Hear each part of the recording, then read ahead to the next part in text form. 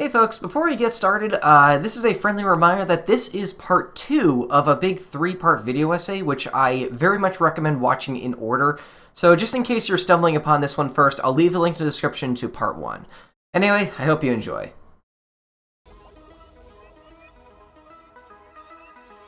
Oh! It's this enemy!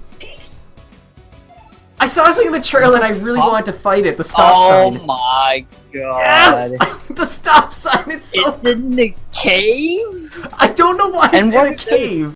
Now, a term I've thrown around a couple times in this video so far is Earthbound-like, citing it as something Y2K strives to be, and even claiming that it's the major reason why I was originally so very interested in the game. However, I'm just now realizing that Earthbound-like isn't necessarily a household term, even within the gaming circle. And that doesn't really surprise me, to be honest. The pool of games that I would consider to fall under this umbrella is actually pretty small, things considered. However, games like this are something I've begun to see a lot more often, to the point in which I'd argue that there's legitimate reason to begin more commonly accepting this term into gaming vernacular and even into gaming academia. First things first though, I would like to explain what an Earthbound-like even is, just so we're all on the same page, as I can see myself spending a lot of time on this subject, even outside of this video. And in order to do so, we're going to have to look a little bit at the history of the Japanese role-playing game.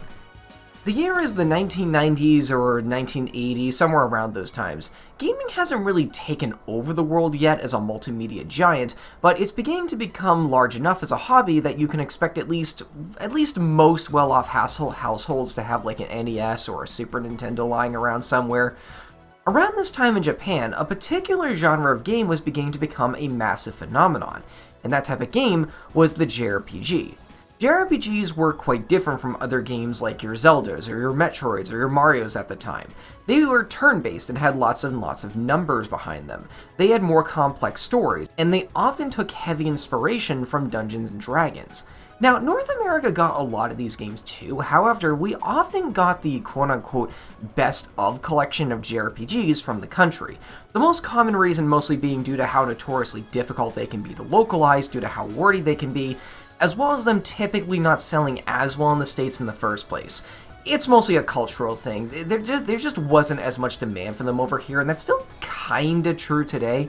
Some examples of JRPGs that got worldwide releases and worldwide appeal include Dragon Warrior, Final Fantasy 1, 2, and 3, 1, 4, and 6 nowadays, there's a whole story there, Secret of Mana, Chrono Trigger, Lufia 2, Illusion of Gaia. Now, those of you who are familiar with those games might begin to see some common similarities between them. Most of the really successful games of this genre at the time just happened to all take place in medieval times, with high fantasy settings. They tended to have very serious tones and tackle more mature themes such as politics and death, or at least as much as you could talk about politics and death with the infamous Nintendo censors at the time. Like seriously, we lost a game where you play as Bill Clinton's cat because of this, and that is a tragedy I will never forget. This led to JRPGs feeling quite homogenized to audiences. I mean, all of these games were still great and well reviewed, but they occasionally got a lot of flack for, probably more than any other genre, setting cliches and stereotypes of itself. I mean, heck, look at a bunch of different platform mascots at the time, how unique and diverse they all are. Now look at a bunch of anime boys with swords. You know, that kind of thing is what I'm talking about. Enter a very strange game by the name of Earthbound. Earthbound was a strange little game that was released worldwide between 1994 and 1995, and it kinda changed everything. It actually didn't sell that well at the time, mostly due to the ludicrously dumb way they tried to market it, but it garnered almost universally positive praise from those who did get their hands on it. The thing most people remember most about it is how different it was from the others in terms of style, setting, and tone. The biggest difference being that instead of being based in the medieval era, it was based in modern day, or the 90s at the time. It was very contemporary, very postmodern even, if you will. Instead of having a very serious and somber tone, Earthbound strived itself in being much more comedic. Instead of fighting dragons, goblins, and wizards and cave golems, you instead fought runaway dogs, goofy local gangs, drunk guys, and the police. Instead of ancient swords and legendary armor, you used like baseball bats and pop guns. It's great. Now, this isn't to say that the game strived to be 100% realistic either. In fact, quite the opposite in spite of its contemporary setting, and even more so, that's kind of what more people even remember this game for. For example, the kids you play as know psychic powers as a stand-in for traditional magic, and the plot itself is actually about a 1940s-style alien invasion. It also gave us probably the greatest gift ever given to gaming: inanimate objects as monsters. I have an unhealthy obsession with inanimate objects as monsters, let me tell you. Anyway, fast forward a little bit. As time went on and people started getting access to the internet and ergo easier ways to get their hands on old video games that sold horribly their first time on the market, Earthbound began to become a bit of a cult classic. And you know what happens when something becomes a cult classic? People begin to make their own products using it as an inspiration. And these games are what are often regarded as Earthbound-likes. I think the first time I ever heard the term used in a serious way was maybe around 2011 or 2012, where it was mostly used to just describe really weird games that happened to be made with RPG Maker, like YIIK or Space Funeral. Over the years, however, what it meant to be inspired by Earthbound almost seemingly became its own art form. You would be surprised just how many games took heavy inspiration from this one weird one-off game from the 90s, and I absolutely love this subgenre.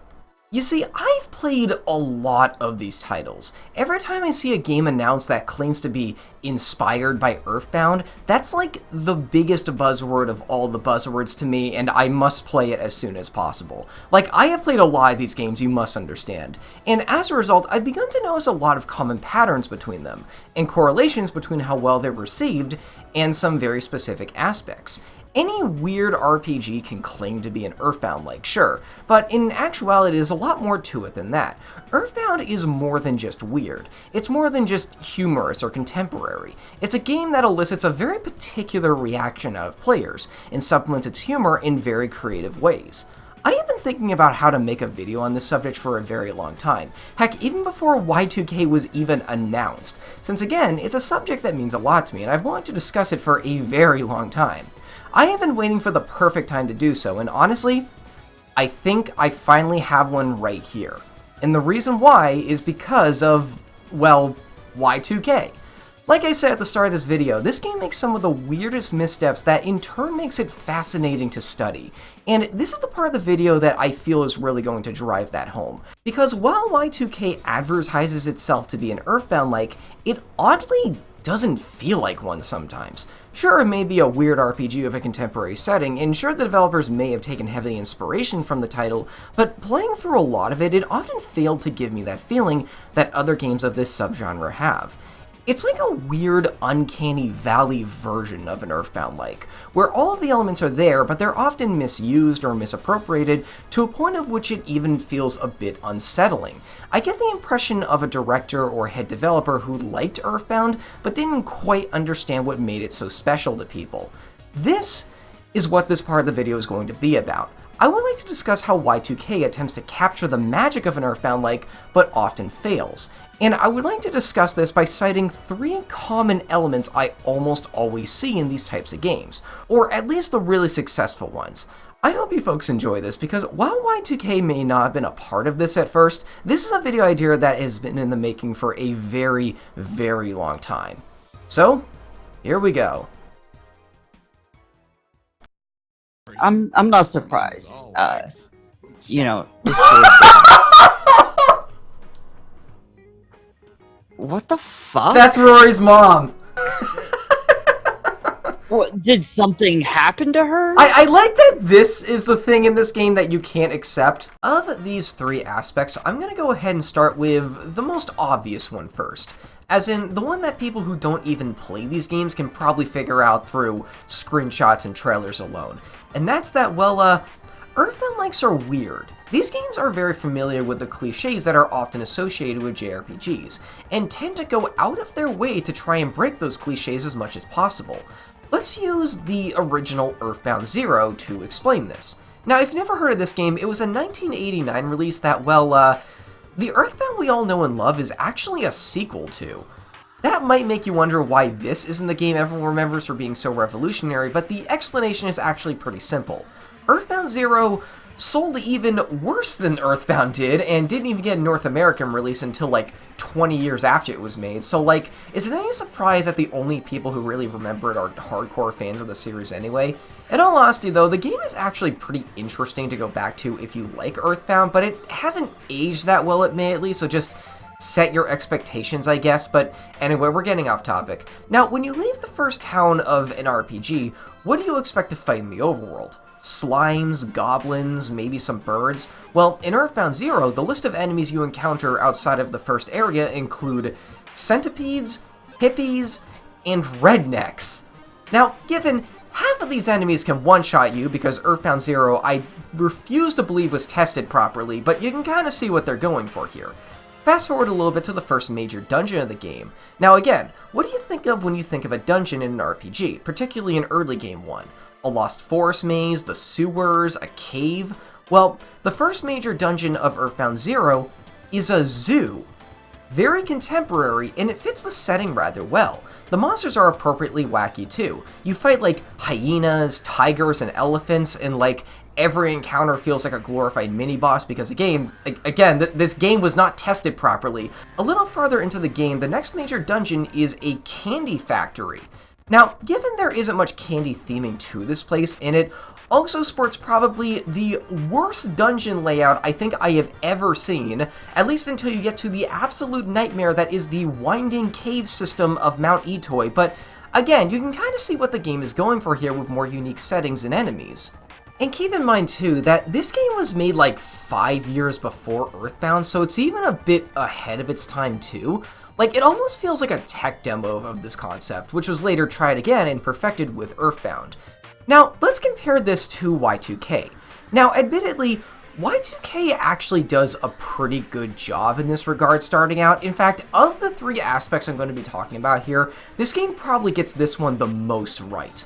The very first thing you do in this game is leave Frankton, the first town, and enter the overworld. And the first monster you run into will likely be this.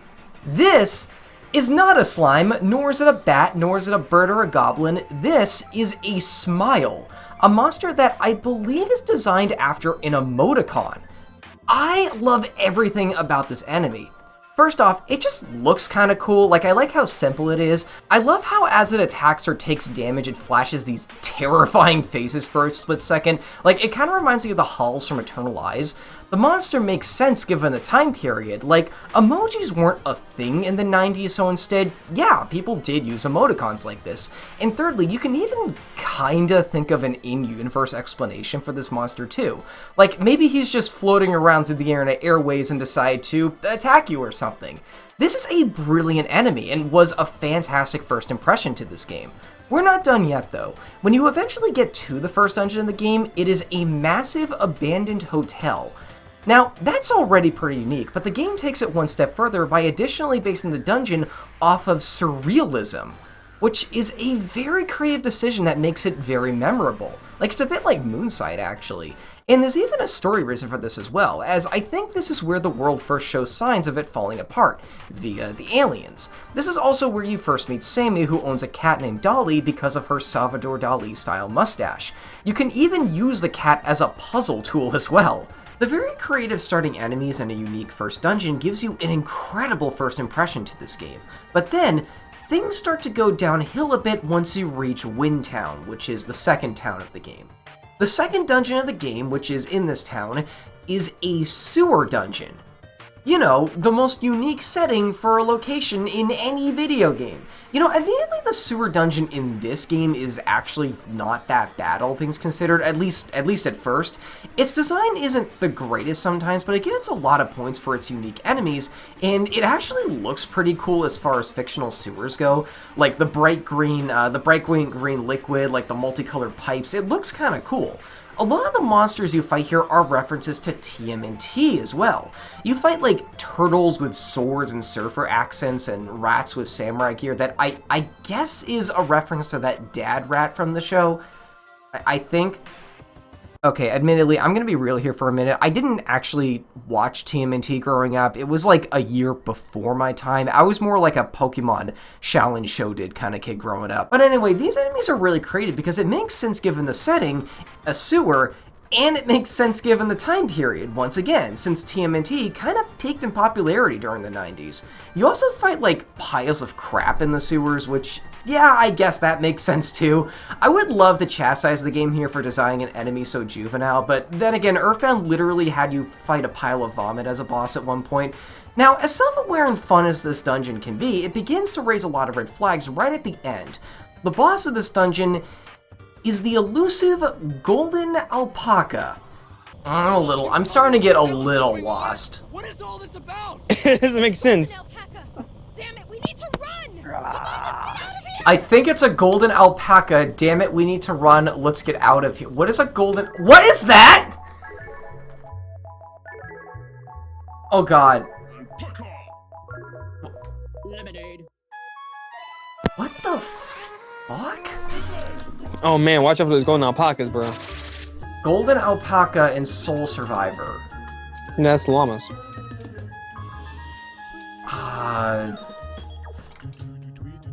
You might be dead here. Why is this boss scene like Katamari music? Those of you who have played this game are probably cringing right now because this boss brings back memories, let me tell you. Now, get used to this guy, by the way, because, no hyperbole, this one boss, as well as the scene directly before and after it, somehow managed to represent everything wrong with this game in one fell swoop.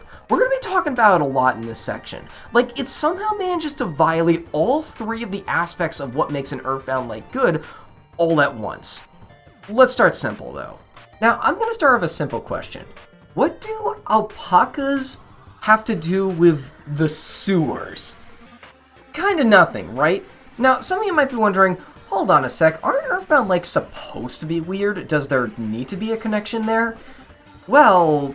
okay, so something I see occasionally thrown around a lot as a common criticism of Earthbound-likes is that they often try to go for a random equals funny type of humor. Basically saying that these games often just throw together the most random stuff with no rhyme or reason and expect that to work as a joke.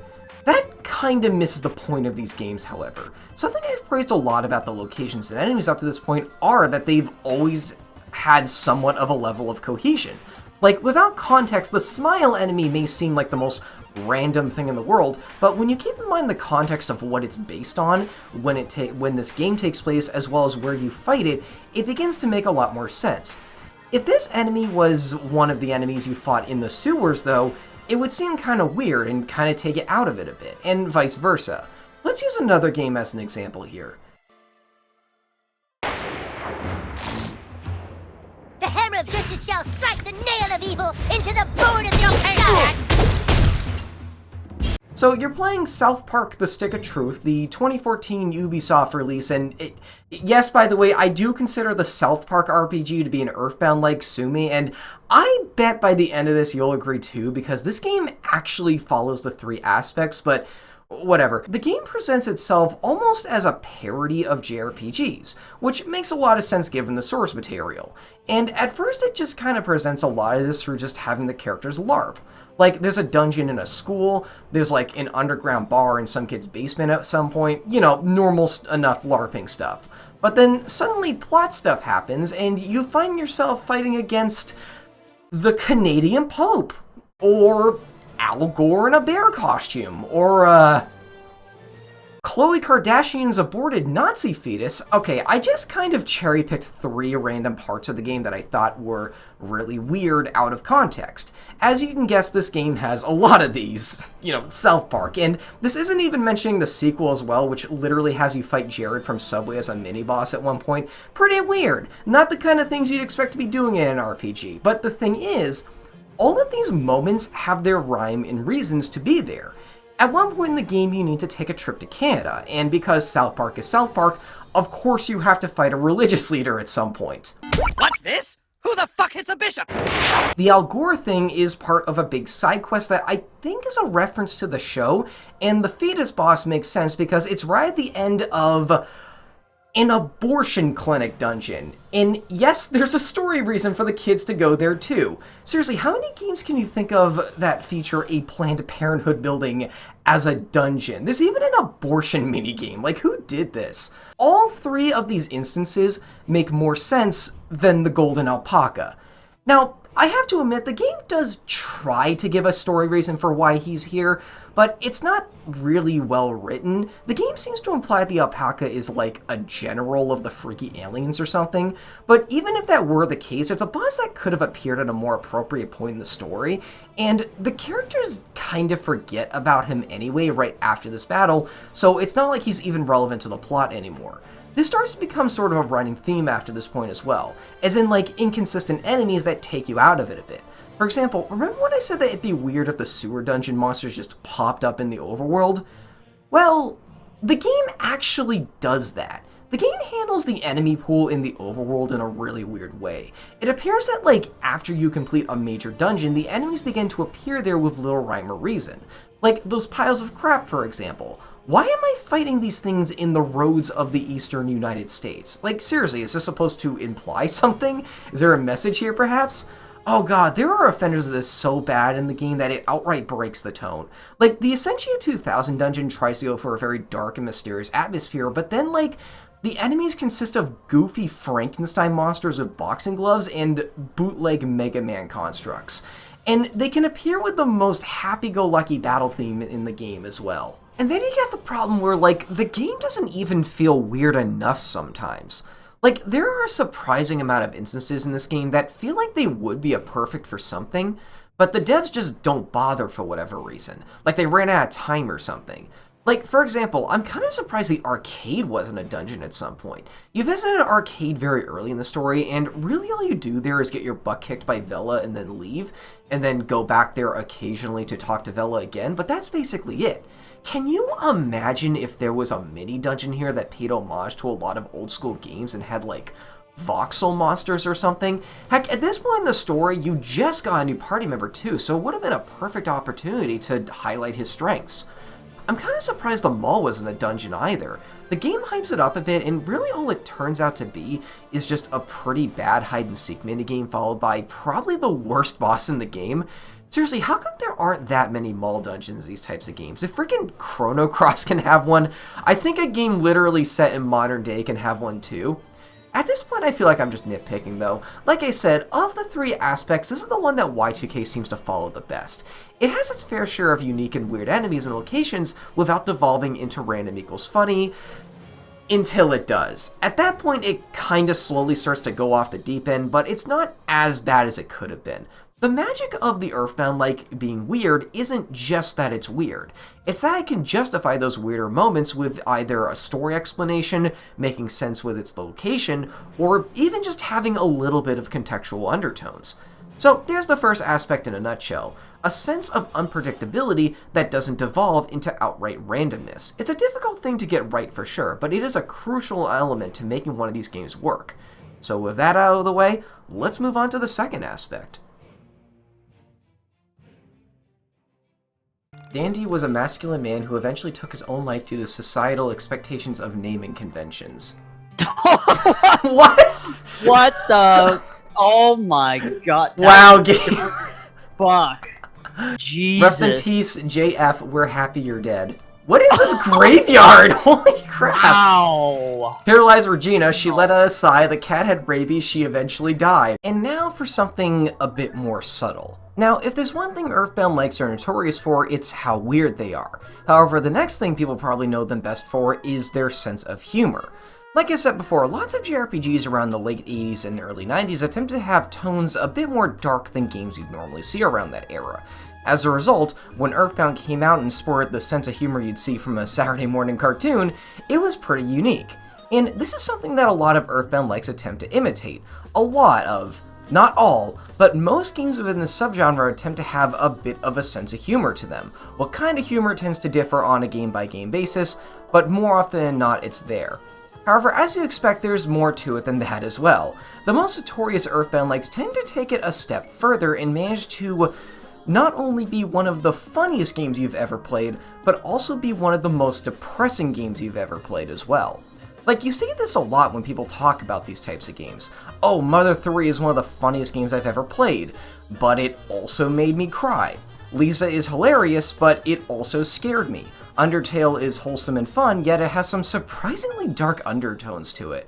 Now, how the heck does that make sense? Because when you hear people talk like this about a game without context, you tend to then make the correlation that these games must have some pretty serious tone problems. You'd think that, but here's the thing. It is true that these games are incredibly funny and incredibly dramatic. Like, at one moment you're in a cozy ice village where every NPC wants the best for you, and the next you're in an underground laboratory where horrifying experiments are being performed. One moment you're looking at fart jokes, and the next you're fighting an interdimensional vagina monster. But the thing is that these games know how to segment these moments. They're not just randomized one after another. There are moments of extreme comedy, and then moments of extreme drama, and then back to comedy, and then back to drama again, and so forth. Now, this is something you see quite often in, like, storytelling in general. You're often told that you should mix these elements anyway. A product that's 100% comedy can drag after a while, especially if the jokes don't hit, and a story that's 100% drama lacks levity. But the thing about Earthbound-likes is that the proverbial overton window of what you can do with your story tends to be a lot wider. But as a downside, it's even more important to make sure that all of your comedy and drama hit gold. And it's not enough to just have these two extremes either. Kind of like in any good work of writing, they need to fit the setting, the tone, and be appropriate for their respective scenes. The kinds of jokes that would work in something like Earthbound wouldn't work in something like The Stick of Truth, and vice versa. The kind of comedy you'd see in Lisa would feel very out of place in Undertale, and vice versa, and so on. This right here is where Y2K begins to really fall apart as an Earthbound-like, because while yes, it does have its moments of extreme comedy and drama as you'd expect, it also goes way too far at points in both directions, pushing the wrong boundaries, and occasionally even mixes up what's supposed to even be a comedic or a dramatic scene. Let's jump right into this by talking about the Golden Alpaca scene again. I mean, I said we were going to talk about this a lot in this part.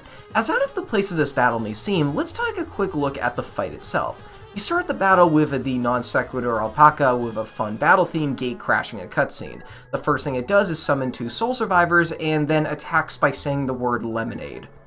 Okay. You'll likely attempt to run because Avella literally tells you to, but you actually can't flee from this fight, which, by the way, is pretty bad game design, but whatever. The actual gimmick of this fight involves the alpaca summoning these soul survivors and then absorbing them, which makes him more powerful. The cool part too is that this changes his appearance as a fun gauge of how powerful he's becoming. First he grows a unicorn horn and then he, okay. Thanks, I hate it. The next form has him growing ram horns, and then I hear there's one final form after that where he grows multiple heads, but I personally killed him before he had a chance to do that, so I have no footage of it.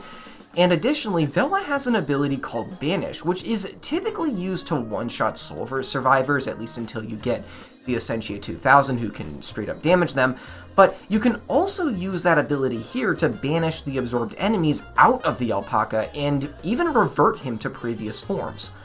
A pretty interesting fight overall that, dare I say, is probably the best boss in the game once you know how it works. It's robust, it has an interesting gimmick, and without context, it's a goofy and weird enough fight that you would probably expect from a game like this. Without context. Now, let's back up a bit. Right before this fight, there is a cutscene. Now, how would you expect a cutscene preceding a fight like this to play out? Maybe they walk into a room, find the alpaca there, and it comically charges at you. Maybe Vela sarcastically mentions, gee, wouldn't it be weird if the leader of the soul survivors were to attack us right now? And then it does. Nope. In the scene right before this battle, Rory talks about... oh boy, here we go. Rory talks about how his sister killed herself by jumping off of an overpass. A bridge jumping suicide, yeah. And then Rory mentions that this has been giving him a lot of grief, and that he's been thinking of killing himself as well. Remember, this cutscene takes place in the middle of a dungeon full of fun TMNT references, and happens mere seconds before what is arguably a joke boss. Jesus! This is like Nutcracker in 3D levels of tone deafness. I don't know where to begin with this scene since there is so much wrong with it, so let's just start with the obvious. Earthbound-likes may be known for being able to swap between different tones very quickly, and even with very dark subject matter, true. But again, you need to segment them to make them work. You can't just mash a serious scene like this into a lighthearted dungeon like this, because when you do, you're implying that the player should take the death of Rory's sister and possibly his own suicide with the same level of seriousness you'd take the TMNT Turtles or something. Like, did no one on the dev team see a problem with that? But given that this is an Earthbound-like, there is thankfully room to put a scene like this if you do want to discuss a topic this serious. For example, there's already like 3 scenes in the game where Rory takes you aside and talks to you about things that are bothering him, since, you know, he's a character that needs a bit of emotional support like that. This story could have easily been introduced there, since the tone of those cutscenes would have better fitted. Because again, you need to separate your comedy and your drama, or else, well, something like this happens. Now, I mean to mention that this is the most egregious example of something like this in the game. At no other point, at least to my recollection, does the game fail this hard at putting the right scene in the right place. That doesn't mean it doesn't fail in other ways, though. Like with a lot of RPGs, there's a lot of dialogue and stuff to read. And a lot of this stuff is jokes in this game, because again, this game does overall want to have a bit of a comedic edge to it. Now, I know that humor is incredibly subjective, so I'm not going to spend a lot of time on individual jokes here, aside from maybe 1 or 2 examples that really bother me, but what I kind of want to highlight right now is that for a game that presents itself as a love letter to the 90s, there's a surprising amount of extremely dark comedy in it. Now again, humor is very subjective, and in actual fact, I more often than not tend to enjoy some quality edgy humor here and there, and even have a surprisingly wholesome reason behind why I enjoy it. My problem with Y2K is that the dark comedy just doesn't fit a game like this. Where you see, throughout your journey as you revel in 90s nostalgia and encounter some really silly and wacky monsters and NPCs, you'll also find jokes about topics as complex and dark as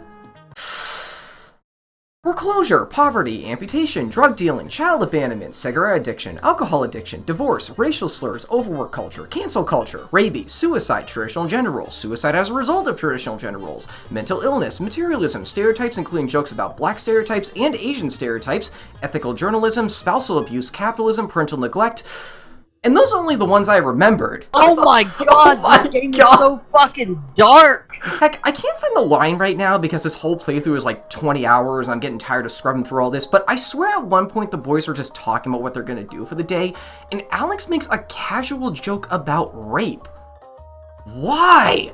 Christ, not even Lisa went that dark for its joke material, and that game has rape in it. Now again, I'm not saying that any of these jokes are unfunny or don't have their place. The biggest problem is that they just completely contradict the overall tone of the game. So even when they are funny, they just kind of make you feel a little weird for laughing at them. And before someone brings this up, because I know someone will, I don't really think the edgy humor of the game is inherently justified as a result of the game being rated M for mature. Yeah, this game is actually rated M for some godforsaken reason. I really don't know why it needed to be. First off, a game's rating is not inherently indicative of its tone. I mean, freaking Miitopia is rated M somewhere in the world, so let that be a testament to that. Why did this game need to be rated M? Like, I mean that as a serious question. It's not because of the subject matter, because I've seen plenty of T-rated games talk about suicide. Oh wait, it's because Alex says fuck a couple times, that's why. Yeah, that's not negotiable. The artistic integrity is lost unless he can say fuck. Seriously, if you remove the F and S bombs in like 2 rooms in the Essentia 2000s dungeon that have like creepypasta level depictions of blood in them, you could have probably gotten away with a T rating here and thus reached a larger audience. We're getting off topic though. You know, there are some jokes in this game that are so edgy and so out of character that I actually wouldn't be surprised if they were all put in as bait. Bait specifically for those types of people who not only don't enjoy dark humor, but also just can't help themselves but complain about it everywhere they go. However, like, they don't fully understand how the internet works, and ergo, this gives the game a ton of outrage marketing. Like, there's a really good example of this in the first dungeon where Sammy calls Alex a ginger and he's like, that's our word. I'm not gonna lie, that would actually be a pretty postmodern thing to do, and I could actually kind of get behind the game if it was done right. But something tells me that this game isn't nearly clever enough to do something like that on its own, so who knows what's going on here. Some of these jokes don't even make sense either. Okay, now I said I wasn't going to talk about individual jokes here, but can you give me just one, please? Just one? But there's one that I really want to talk about because it pisses me off so much. I don't hear a no, so I'm gonna go ahead and do it. Okay, so we're around the halfway point of the game, and Alex and friends are looking for the truck that has the Essentia 2000 in it. They find a truck, and then suddenly Claudio comes out of nowhere and says, hey, you guys probably think I can break into this car because I'm black, right? Well, I can't, so to answer your racist question, the answer is no. I mean, no one was thinking that, but go off. I hate this joke for 2 reasons. Firstly, it doesn't even make sense given who these characters are. Claudio isn't really the kind of character to bring up the fact that he's black that often, and at no other point in the game does another character assume something about him because of his race. In fact, the game is actually surprisingly progressive about that kind of thing. So, like, from a story and character perspective, it just doesn't make sense that he would say something like this. Secondly, it doesn't even work as a joke either. This specific gag they're trying to pull here, like, I've seen this before. It's that you probably think I can X because Y, well, kind of joke. And guys, devs, come here for a second. That joke only works if you then subvert the expectation to make it so he can follow the stereotype to a T. Like, that's the only way this even fundamentally works as a joke. Like, freaking Leisure Suit Larry did this exact same joke with a Native American character and it was a million times better there. This game has a tone problem, it's as simple as that, but like, it just feels so much worse because this is like the single most type of game where having a tone problem is the absolute most detrimental to the overall experience. For as dark as Earthbound can be sometimes, it always maintains that same childlike wonder and mystery throughout the whole game. Lisa's entire atmosphere is dark and depressing, and when it does try to be humorous, it sticks to that motif. And South Park can quote-unquote get away with its edgy comedy because the whole point of South Park is to be risky and provocative. Y2K though? I don't know what they're going for here. One moment it wants to be about 90s culture, one moment it wants to be about aliens and surrealism, the next it wants to be a deep commentary on capitalism or the effects of suicide or something, and then it breaks the fourth wall, has your characters dress up as tryhards from the Middle Ages, has you fight OC versions of yourself in your own face, and then still expects you to take it seriously. So, that's the second aspect of what makes an Earthbound-like an Earthbound-like. The ability to seamlessly contrast between sharply different tones, and it's an aspect that, Y2K has some trouble with. Admittedly though, this is also probably the hardest aspect of the 3 to get correct. I'm almost half tempted to blame this more on miscommunication between members of the dev team than any one particular writer or voice actor or coder or something. You have to keep in mind that Earthbound-likes require such a specific marriage of different elements that unfortunately it doesn't always work out as well as it could. Regardless though, let's move on to the third aspect and see if Y2K fares any better.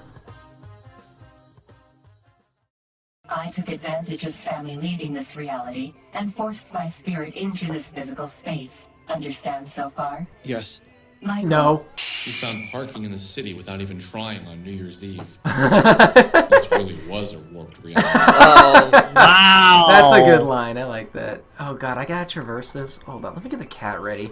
Now, I think it's pretty well established at this point by now that Earthbound-likes are weird. They're unpredictable, and they like surprising the player. But you know what might be just as important as your game being weird? Your characters not finding any of it weird. This is the kind of thing that's a little easier to show than it is to actually explain. Take your favorite Earthbound-like and take the protagonist from that game. Now, try to think for a moment of what throughout the story they react to or comment on, or even if they do so at all. Kind of a common theme you might notice throughout a lot of these games is that their protagonists tend to be rather stone-faced during the adventure. Ness and Lucas may encounter a lot of weird stuff in their games, but they often just walk right past or through it. The batter holds his head high without a care of whatever nonsense might be going on around him. And think about this for a second. Does Frisk's facial expression ever change? Like, ever? This might seem like a weird thing to bring up because I've actually seen these types of games criticized for this very thing. Oh, the characters are blank slates, they have no personalities whatsoever. And my response to that is, do you ever just stop and wonder if maybe that's the point? That's right, I'm arguing that something that's typically seen as a negative in a video game is actually a positive in this specific context. It's not a factor that's required, mind you, but it certainly does add a lot of charm to these games. The characters of an Earthbound-like not reacting to the very strange things around them serves two very important purposes that add to the experience of these games. Firstly, it just kind of adds to the humor and absurdity. You got characters encountering all these crazy scenarios that would elicit a reaction out of just about anyone, yet they don't respond at all, almost like they're still trying to take it all in or in complete bewilderment. And secondly, it benefits the player's experience as well. The reason why Earthbound-likes are so absurd is to see and elicit a reaction out of, well, the player. And less factors getting in the way of that, such as a protagonist trying to contain their laughter or shock, just adds to that experience. I had to go to the bathroom. You two have fun. Now, let's take a look at how Y2K holds its own candle to this concept, and I'm gonna be honest, I'm not sure where to begin here. Okay, so here's the thing about Y2K and the third aspect of what makes an Earthbound-like an Earthbound-like. The short answer to all of this is no. Y2K does not follow the third aspect of what makes an Earthbound-like for a few reasons I'll get into in a minute. However, and here's the odd part, the game is very self-aware about this. In other words, there's actually a story reason as to why it doesn't follow the third aspect. I mean, it is a postmodern RPG after all. We're getting a bit ahead of ourselves here, so let's back up a bit first. Okay, so let's recap a bit of the story, specifically as we're approaching the ending of the game. Alex! Help me! I'm stuck in a mine dungeon! So, a couple days before the final days of 1999, Alex begins to, become a bit more perceptive, if that makes sense. A lot of the more mundane stuff about this game he lived through without really commenting on. His friends, his missing father figure, how all of his acquaintances are just a convenient bus stop away. But starting around this time, he begins to question more and more about his life, and feel that something, or someone, has been deceiving him this whole time. For example, his friend Hogarth. When you first meet him at the start of the game, it's treated as just a fun little friendly reunion. Like, hey dude, I haven't seen you since you left for college. Oh my god, you grew a beard? I really like this line for some reason. But then around the end of the game, he starts to question, hold on a second, didn't Hogarth move out of town when he was 10?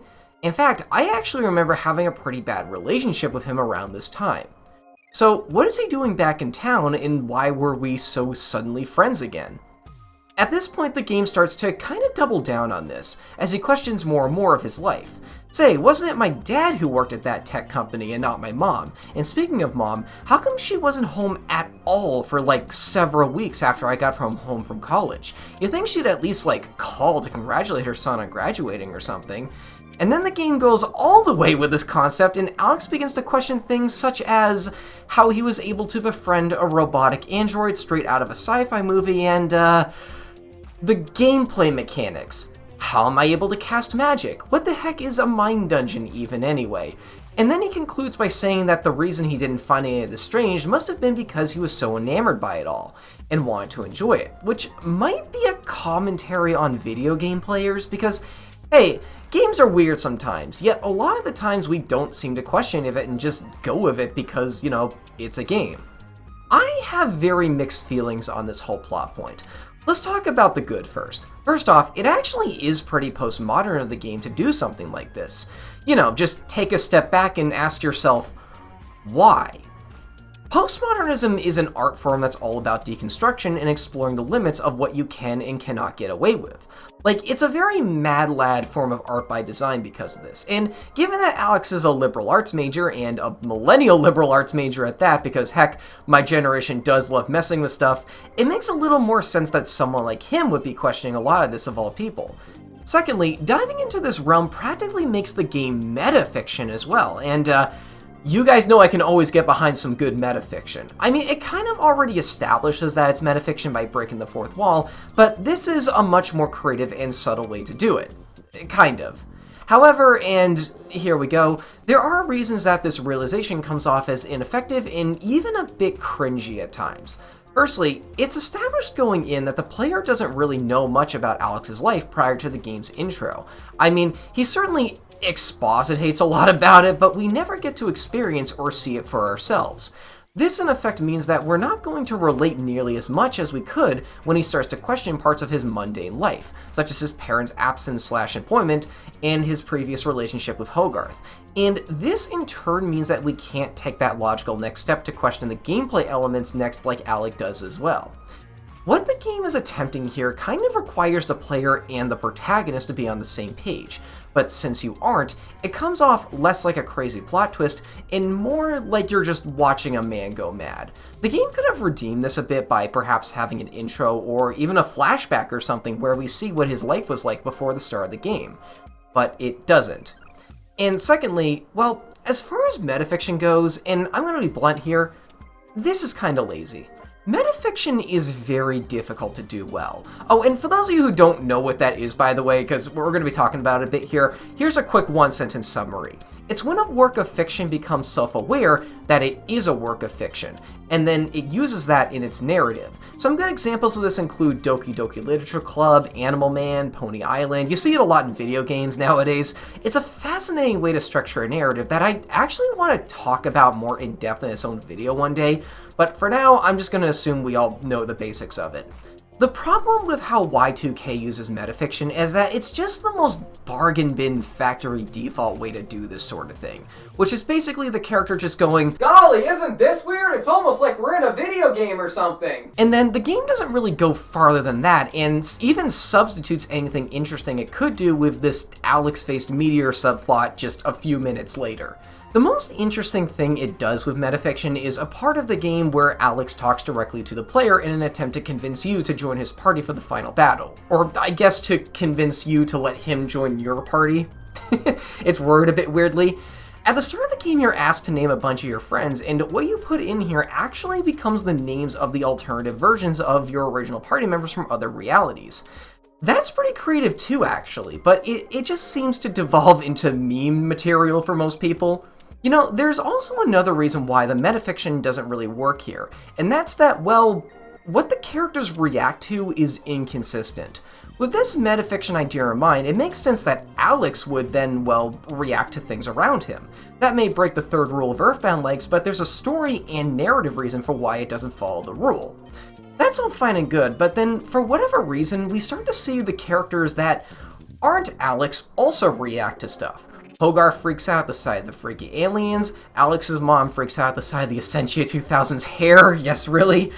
Who are you? Why is your hair green? I can't get over during the Golden Alpaca's intro, Vela reacting to it like it's some kind of horror monster. Given this was an RPG of a lot of dialogue that was probably written by a couple people max though, I can accept a few inconsistencies here and there. It's just weird though. I'm not done talking about the third aspect yet, though. While the game may have an interesting reason for subverting the third aspect, there's another pretty large thing it does that consistently manages to really frustrate players. And that's, Alex's inner monologues. Inner monologues are nothing new in games. Sometimes the devs wants the player to know what the protagonist is thinking, and this is a pretty simple, non-intrusive way to do it. The thing is with this game, however, is that, Alex never shuts up. Like, ever.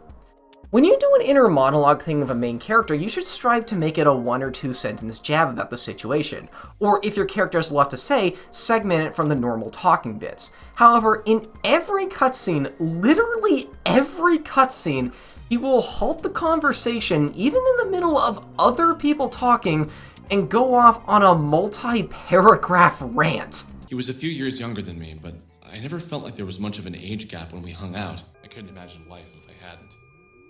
But maybe there wouldn't be life if I hadn't. Most houses had maple trees planted in the yard and brand new, not yet beaten fences. She was like the old Bruce Lee quote, "Be like water." She was my water, rushing into all the cracks. And there were all those giant billboards advertising the mall they'd be building right off of 82. She didn't pretend we didn't think about hatred, violence, jealousy, sex. I was a person. It was as if someone had cracked an egg over my head. And what trickled out was hot dread. He's got a monologue for another hour, isn't Oh he? god damn it. Down by the... My god, I can only hope that Alex's voice actor was paid handsomely for this, because I swear not even the Danganronpa games had this much voice dialogue per character. And the worst part is too that a lot of the time Alex's weird rants have nothing to do with the actual conversation at hand. The topics he dwells on rarely hold relevance to what he was just talking about, and it more often than not just breaks the natural flow of the cutscenes. Like, here's a pretty early example. When Alex first meets Dolly the cat, Sammy's cat, he assumes that it's a boy cat because it has a mustache. However, when he finally meets Sammy, who actually knows Dolly, he learns that he was actually wrong and that Dolly is actually a girl cat. When I first saw this, I was like, okay, that's fair enough. That's a bit of a relatable moment right there. I mean, who has never called an animal they don't know the wrong gender before?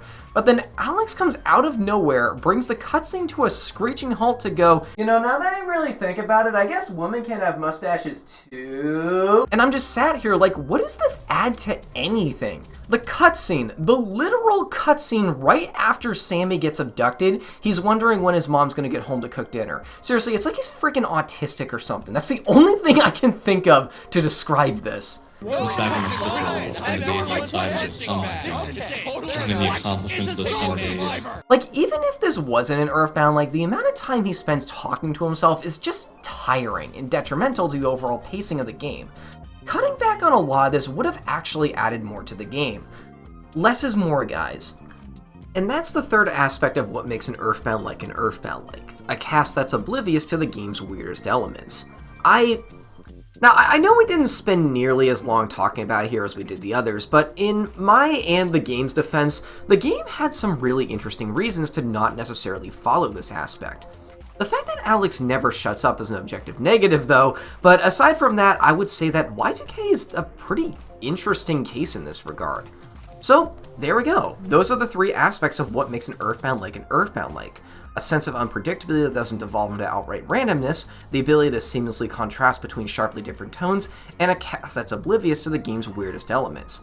I hope you enjoyed this little detour as we discussed this little topic I've had on my docket for literal years now, especially since I finally found just the game to compare them all to. Now, I'd also like to give a little bit of a footnote here to say that while these three aspects are important to creating a good Earthbound-like, they are not requirements. They are merely a list of similarities I've picked up on the most successful ones over the years. There are outliers, and occasionally breaking these rules from time to time can actually add more to the overall experience, given you can do something interesting with it, that is. For example, a game I mentioned beforehand was Off by Mortis Ghost. If you've never heard of this game before, it's about a baseball player who goes around to different aspect lands to defeat Ghost, and it's always regarded as one of the earliest really good Earthbound-likes to make a splash in the indie scene.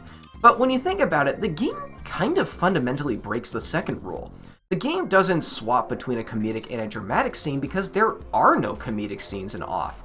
It's a very serious game with a dark atmosphere and even dabbles in some extremely complex topics. However, it's still considered a good Earthbound-like because not having comedic scenes actually benefits the narrative and tone.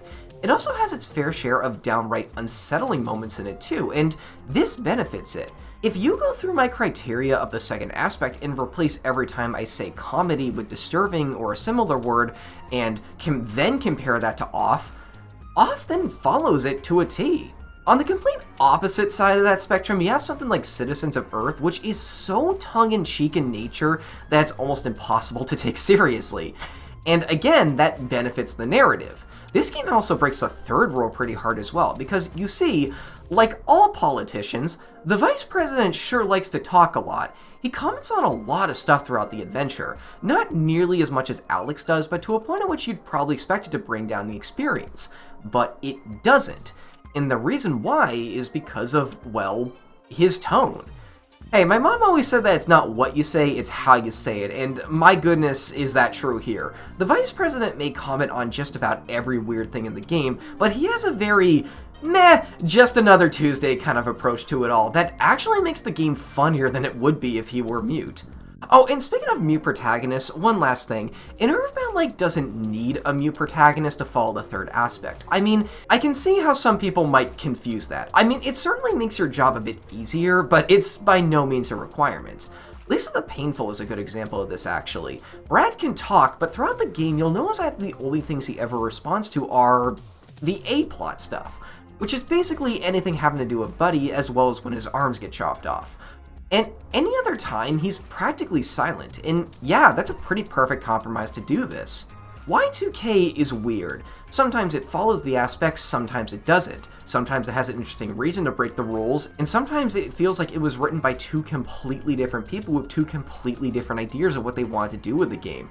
It's appropriately weird one moment and too mundane the next. It wants to be lighthearted, yet still expects a free pass to discuss and joke about some of the darkest subjects imaginable. And it wants to be subversive, yet sometimes forgets what it's even trying to subvert. The underlying problem with Y2K is that it's simply inconsistent in all the worst ways. Heck, even the players, journalists, and critics' reactions to this game, as well as the devs' reactions to those reactions, are all just super inconsistent. It's a game of a complete identity crisis through and through, and it makes Y2K one of the most mixed experiences I think I've ever had. It's simultaneously one of the most unique games I've ever played, yet also one of the most mundane, with simultaneously some of the best and worst writing and dialogue I've ever seen. It simultaneously makes me question deep themes, yet also the dev's sanity. It's a game that wowed me, yet also made me hate it. It's simultaneously super fun and super frustrating. I want everyone to play it, yet I also don't ever want to put anyone through it. It's one of the best games I've ever played, yet also one of the worst. And all of this just makes the game fascinating. Y2K is without a doubt one of the most interesting games I've ever played, and that is something I think I will always stand by. I mean, heck, look at the length of this video. Like, I had this much to say about it, and we're not even done yet.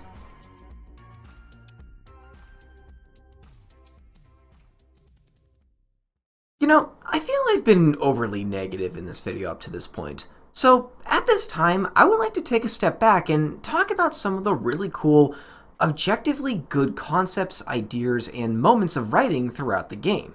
And I kind of want to start with something similar to what I've been talking about for the past, 20 minutes now.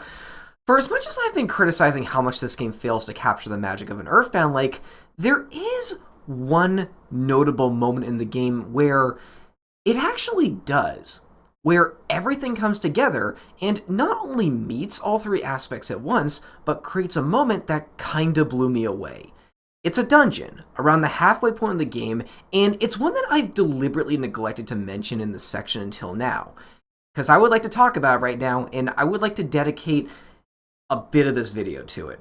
So without further ado, let's talk about that part of the game. But that will be something we do in part 3. Like last time, a link to that will be in the description, or if you're watching this the day it goes out, it'll be out tomorrow. See you folks then, and I hope you've been enjoying this series so far.